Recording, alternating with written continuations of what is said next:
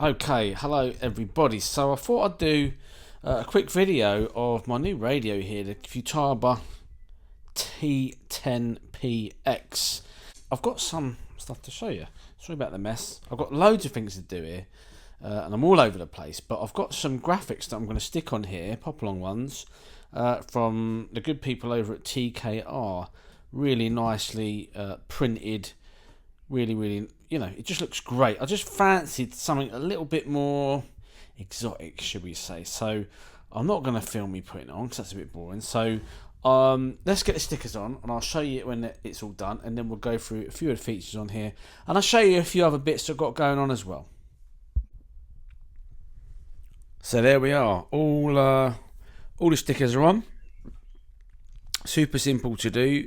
And those are from TKR Graphics. I've stuck one of their stickers on there because I think they deserve a shout out. Super easy. Here's the old Popalong on the bottom. They've done a bespoke design for me. So yeah, really nice. Super simple to apply. They do suggest that you leave it for, a day or so just to bond. And I've just got a hairdryer on it and just heat it up and put it down.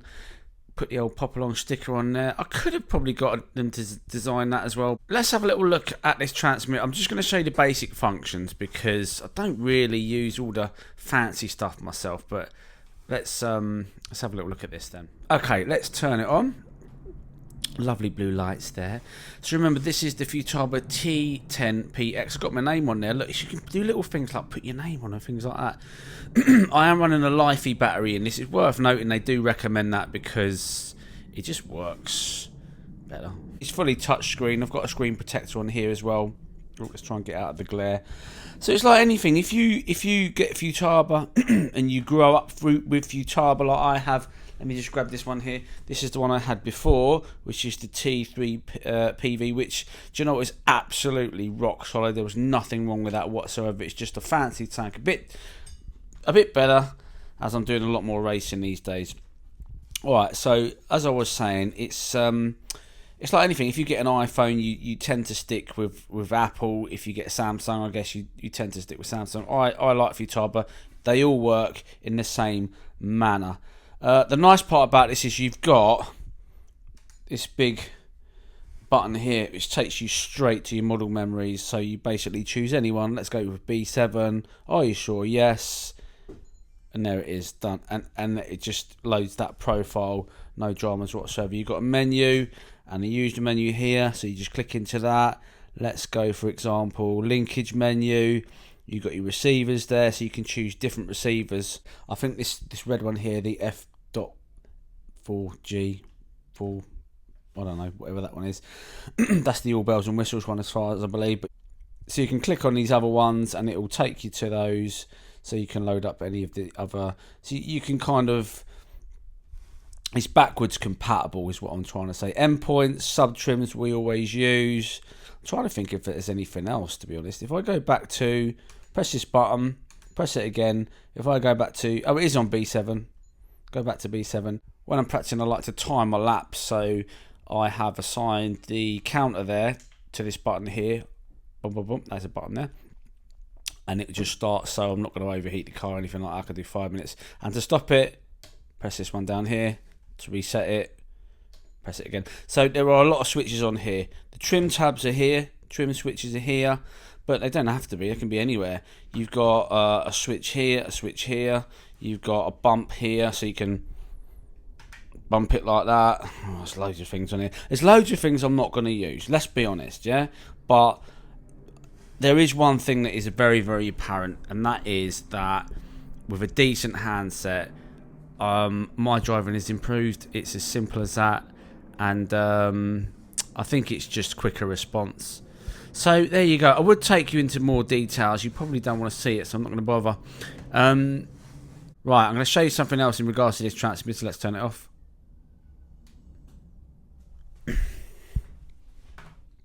got one of these. I've got a nice little bag because, if you're going to spend good money on your stuff, why not get some good stuff? And this goes in here just like this, and you just put it in there like that. Obviously, this is a J Concepts bag, and we just do it up, and there you go.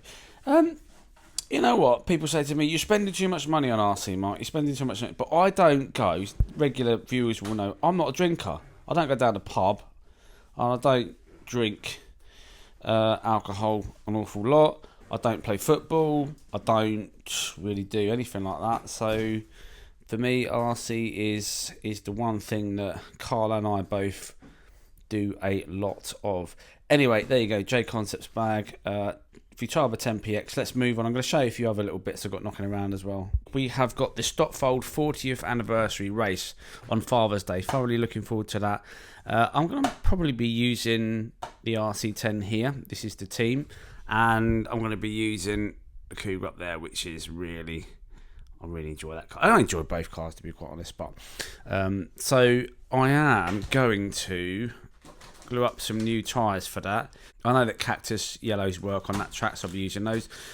Here are some wheels here. These are from JC Racing. I'll put those guys in the description if you want to get any wheels from those. Really, really good service from those guys. Really, really good products as well. So that is on my to-do list ready for next week. That's going to be a really good video, so watch out for that one. Also, some of you might not have seen the video, but we released a video a few days back starring this car here, which is the Tamiya DT02 Sand Viper, which I did in box art livery, nice and easy. And we're using this Carson Reflex Stick 3.1. We thought we'd do a series of videos to try and entice newbies into the hobby. And I've never really been a Tamiya fan. I know that people will know that. However, I'm really, really impressed with this. It's a really, really cool car. I haven't raced it on a decent track, but obviously Carl and I have done a few little laps around one of our Popalong tracks. There's the innards if you really want to have a look. Not much to it, to be quite honest, but super fun car. Really good idea if you've got kids that you want to get into the hobby, or just build a project and mess around with it in a park. Obviously, the other car to do that would be this one here. This is the Associated RB10. It's brushless.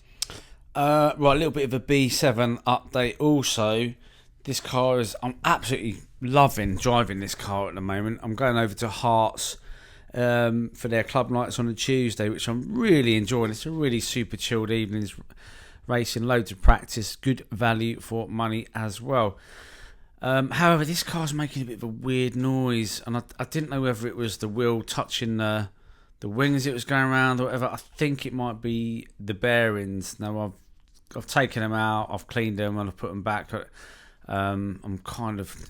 I think it's the grit and the bits and pieces from racing outside. So I have bought another bearing set, and I'm in two minds whether to fit this now or just get through the summer kind of season and then fit these, because I'm going to have to take the whole car apart, which is not a major issue, but it's just a time thing for me when I've got so many other things on. So yeah, I'll be fitting those as and when. And I bought some turnbuckles as well, because you know they tend to go when I hit things rather hard. So that's a little B7 update. So, friend of the channel, RC Steve, what a legend. He donated this car to the channel, and it's really, really cool. And I saw him the other day, and he said to me, Mark, he said, I've got something for you. And he has donated to the channel this motor here. Now, this was a motor that we stuck in, I think it was his Optima that I built for him. And he wanted to go faster, as we all do. Where, you know, we do like to go fast. So he said, put that in the Mardave, because the Mardave, hang on, let me just get it out of the box, hold on. There we go. Take a look at that. How nice is that? So he's donated that to the Popalong course, barely been used, and it's going to look so nice in the back of this car, don't you think? How good is that going to look? So it's 13.5. I don't want to go silly in that car, to be quite honest. So that is a job I've got to do in amongst all the other jobs as well.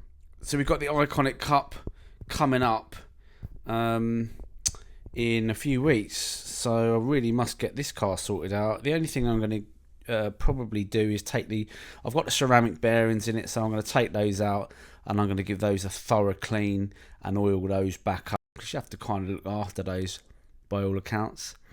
and I'm going to get a new prop shaft for it because it's slightly bent. Other than that, it's staying exactly as is. It needs cleaning up. It's a bit of a mess there. So I'm thoroughly looking forward to competing in the Iconic Cup. We've got 2 rounds this year. That's going to be awesome as well. So moving up, we've got Pitman Days YZ10 here, which is going to get used at the Popalong Vintage GP at Hearts, which is selling out very, very, very quickly. So if you haven't booked in, get yourself booked into that. So that's going to be used. We're going to do four-wheel drive and two-wheel drive. My two-wheel drive car is going to be the Cougar Classic over there. I've got to do a few more little upgrades to that, and see how we get on that event. I've just spotted something down here in the corner. I have actually got to review.